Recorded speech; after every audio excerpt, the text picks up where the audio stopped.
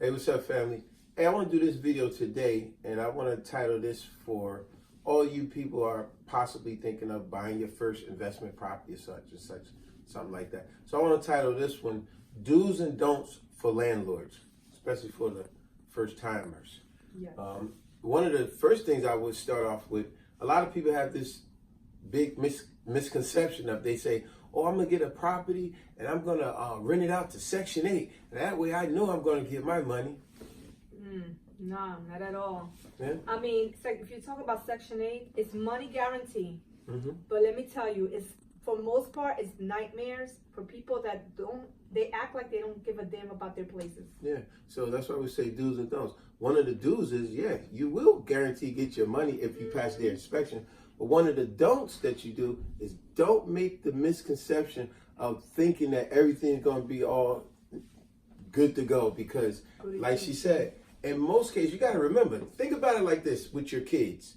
If you sent your kids out to work hard and cut the lawn or clean their room and stuff, when they got to earn their money, they careful about how they spend it so quick. But when you just give them stuff, they normally destroy it because they have to work hard for it. And that's how a lot of people that's on Section 8 are. Because it's not their money, they don't care about the property as much as a person that actually works a 9 to 5 and has to work to pay their rent. Those are normally people that take a little bit more responsibility in the property because they have to earn it. Like, for example, remember that one lady she said that she was from Section 8 and she said she don't care about. Oh, yeah. Yeah, because we had a deal where her rent was a certain amount and her voucher, it gave her like $150 more than what her rent was. So she worked the deal out with me. She said, I'll give you an X amount of extra if you, some she worked out with me. Yeah. Where I said, okay, I'll just give you back this money additional, but I'll take an extra 50 for doing it. But then next thing you know, she was moving other people in and this and that. And then when I had to write the lease or take it to court, she was like, you could just keep that money. I don't care. It ain't my money. It was like she didn't care about nothing. But that's that. You also have TRA. That's another welfare program. And TRA stands for Temporary Rental Assistance. Now, normally TRA is just what it says, temporarily. It's normally like a 6-month program or something like that. Sometimes they get extensions. So the do's and don'ts of that will be just like with the Section 8. Remember, once again, when this is not a person's actual money, they normally, in most cases, not all, but in most cases, they don't care about your property. They won't respect it the same because it's not their money. They will have animals in your place. They will have multiple people in your place. Yeah. They will destroy your place. They will not care about sweeping the hallways or whatever the case, of keeping their place clean, because it's not, they don't care. They learn the system and abuse the system. Now, exactly. No, but for the first time is what landlords wants to do is to make sure they have 1.5 or 2 months rent. Yes. Because you never know if that tenant decides they don't want to pay the rent or they want to live the rent. So you have a backup. Now that's a good do. A month and a half security. Yes. Also, if there's damages, it will cover the damage. You have a backup. That's a good do. Now to piggyback off that, a good don't is don't fall for people saying, oh, could I really need a place right now, but I don't have a month and a half security. Could I just move in and I pay the security bit by bit? See, we did that and we regret it. See, so that's why we like to give y'all these do's and don'ts. And the only other thing that I would say that's worse than a really bad tenant is the court system. Now, I know that may sound crazy to a lot of y'all out there, but trust me, the court system do not be on the landlord's side. It's as if they are bending the rules for tenants to use and abuse the system.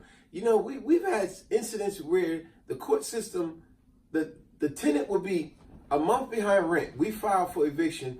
You know, the court system will act like, oh, it don't matter that they're a month behind. Long as they pay today in court, then they could stay.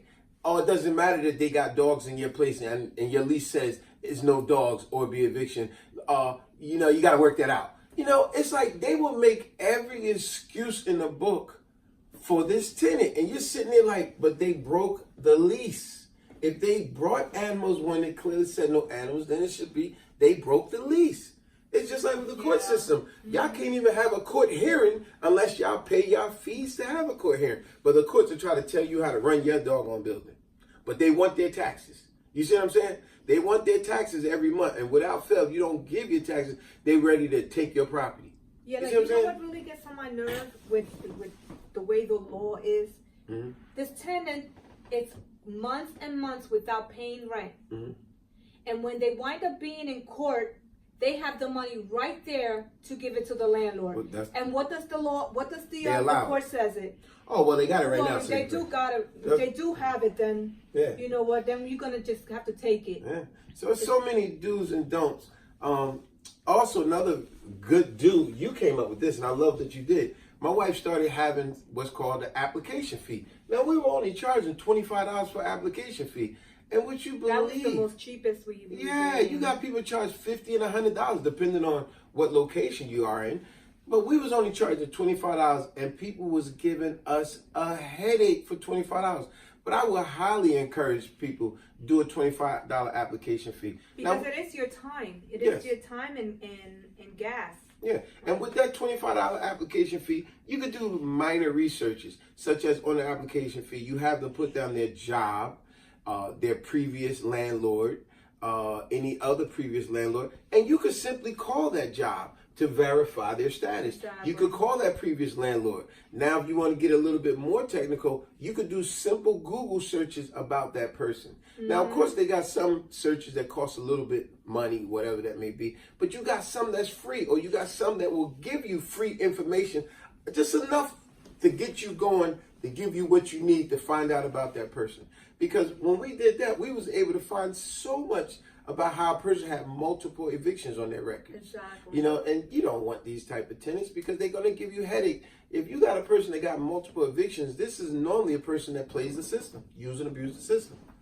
Exactly. And on top of that, like I always tell them since day one, from day one, we was trying to be the nicest people, trying to work with them, and we didn't even bother checking their credit score. That was a really don't. Gets to me. That was a don't. What we did right there. No, it's because we all know. I'm sorry, baby, but because we all know that a lot of people don't have good credit, and they can't get a place. Even when it comes down to young people, that they don't even want them to be. People wanted them to rent it out. Now, let me add to that. Like I said, that's a don't. We was renting.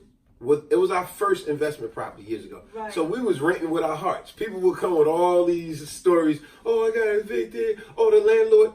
The most common stories. Yeah. The landlord lost the property. He didn't tell us. Oh, the landlord didn't pass an inspection. They always was talking bad about their previous landlord. Yeah. And then so we would, in the beginning, we learned a valuable lesson. We was like, oh, that's so sad. Okay, no problem. We rent to y'all, because you got the little kid. Next thing you know, they be the worst nightmare of a tenant. Because the problem with us was we're just looking for people that can actually pay the rent. And they talk a good game. So that would be a don't. Don't rent with your heart.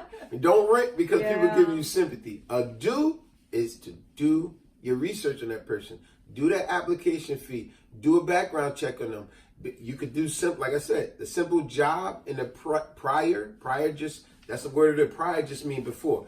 Your prior residency, meaning where they used to live, their job. Remember, we had one girl, she put down the job. I guess a lot of people would really think that we weren't checking. One girl, she put down her job and all this stuff, and we called the job and they said that, she quit. Or we found out she just quit the job months ago. And I said, why would she put that down? She really didn't think we was going to check it. This girl had no income coming in, and she really put that down like we weren't going to check. And we checked it, and we was like, we can't rent to you. Yeah, she didn't work there for about 6 months. Yeah. And then when I called, the guy was, the way his expression, you could hear in his voice that that she was an issue.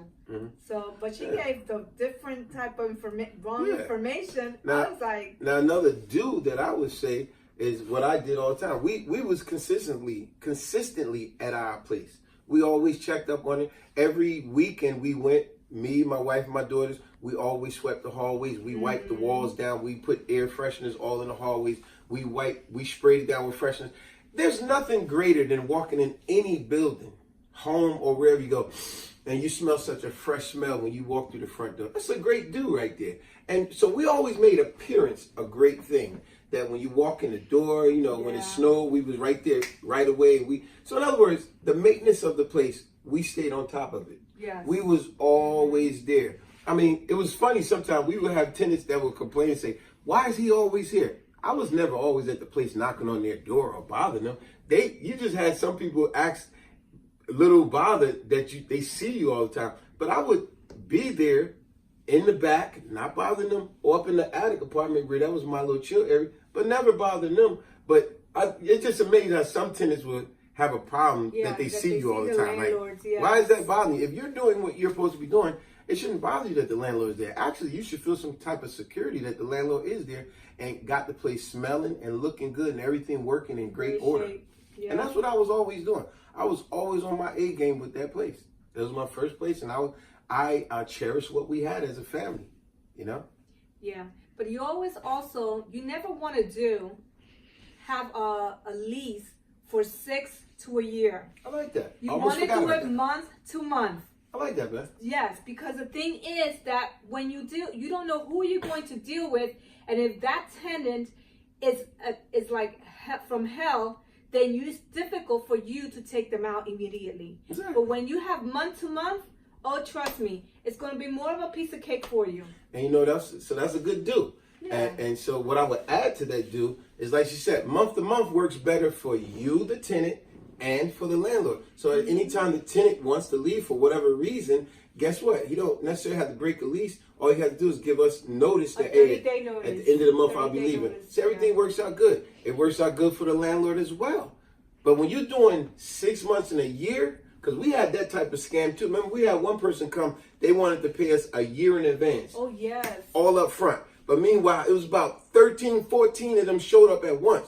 I said, whoa, these people will have about 20 people staying in this place. And because we took the money in the beginning, the court system said we have to deal with it. And that was the smartest thing you did. You struck up a lease agreement for now, and we was doing month to month. Oh, yeah. That was wonderful that you did that. Like I said, you didn't realize you was like going back to college somewhat one-on-one, because you was doing all the research on this stuff. That was wonderful. So you see, once you all go on the computer, you say how to be a better landlord, or how to be a good landlord, and they tell you all the different things that you could do. They even give you samples of how to do a lease. You don't have to go to school. You don't even have to get a lawyer to the job, because that's what they want to do. They want to lawyers want you to go ahead and they want to write you up everything when you can do it yourself. Another thing I always explain to all our tenants, with the application fee, we always got it in big bold letters, non-refundable. And we explain it to them before they sign anything, because we like to be upfront and very honest with them. We tell them, look, it's non-refundable, so if you want to proceed with this, it's a $25 application fee, and then we proceed with them, do the background and all that. The other thing is, make sure your lease, that they understand, especially the things that are of very importance to them and you as a tenant and landlord. You highlight certain areas, such as they can't make multiple keys. You want to highlight, you want to make sure, because a lot of people go, I don't want to read all of this. Addendum. You can call those addendum. Yeah, addendum. Addendum means to add something into an already contract. And remember, that's a good do, because there might be something, the tenant may already be in your place, and maybe you need to change or add something to your lease. That will be called an addendum. That's the word of the day too. That means to add something to an already lease.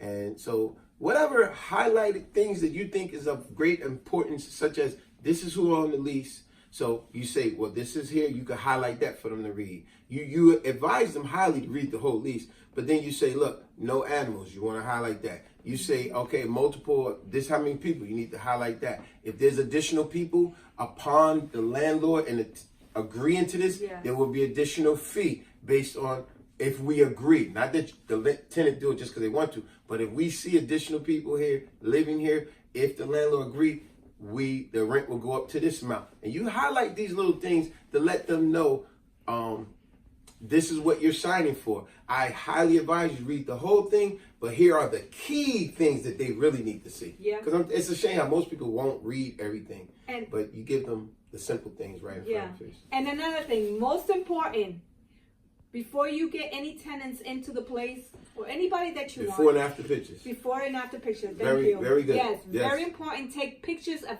every room, everything that it's in the apartment. Because they can say, oh, well, you gave us this when we moved, it was already broken, this and that. No, you have a proof that it wasn't. Yeah, and another thing I would add with the Section 8, because remember, a lot of people got this misconception that Section 8 is so great. Section 8, first of all, they come to your house. You got to pass their inspection. Oh, yeah. They want everything spick and span and everything. We had brand new doors. You can believe it. We had brand new doors on all 3 bedrooms on our first floor apartment. And I had the key in each door. Do you know the inspection Pat failed us because he said you can't have keys in the door? I said those are brand new doors that close and shut securely with the key in it, sir. What's the problem? He said, no, you got to have the doorknob where you stick the pin in and open, because if you have the key lock, a kid, quote unquote, I'm reading this verbatim what he said. He said, because if a kid goes in there and shuts the door and lock himself, he could die.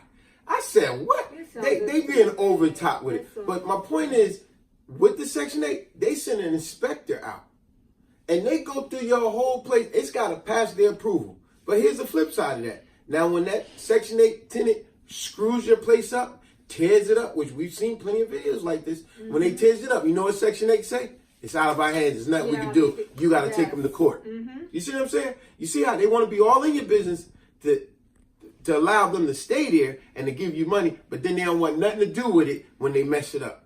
So just be mindful. That's why it's very important to screen Section 8 people, because there are some good ones out there. However, there's a large number of ones that don't appreciate these things, and they mess up for the good ones. So screen these people, do a background check, charge an application fee, call their job, call their previous landlords, and even check their last tenancy, because you'll find out a lot of stuff that they'll be hoping you don't find out, because they hoping you don't check on them. And with that being, I'm sorry, anything in closing? Okay, but what I was going to say is that if I could do it again, if I had the privilege to do it again, the main thing that I would be able to do is check the credit score, because it shows more about a person. Yeah, that could work. And not only that, it's very important also to check the persons where they used to live. Yes. Even if it's like the before that and the before that. Yeah. Another thing, learn the court system. See how long it takes to actually get an eviction. Because just because you get an eviction, you get approved. Sometimes you get an eviction by default, meaning when they don't show up to court or they don't have the money, whatever the case. But also, remember, the court system, where it goes, you get an eviction in court. Now they want you to wait, well, I think it's 4 or 5 working days to come back to court and fill out this paper that you want to get a sheriff to have them removed or whatever. Now you got to wait 30 days after that. It depends on what township you're in. Just for the sheriff to come 30 days after that, now just to put a stick on the door to tell them they got to be evicted. And then he comes back. It's a process. So you definitely want to know what is the process, learn the court system, how long it takes in your township to actually evict someone if that happens to come to pass. Exactly. And on that note, we want y'all, hey. And Spanx for integrity. Yes. Right? Subscribe, share, like, and comment. Appreciate it. Yes. Take it easy, y'all. Peace.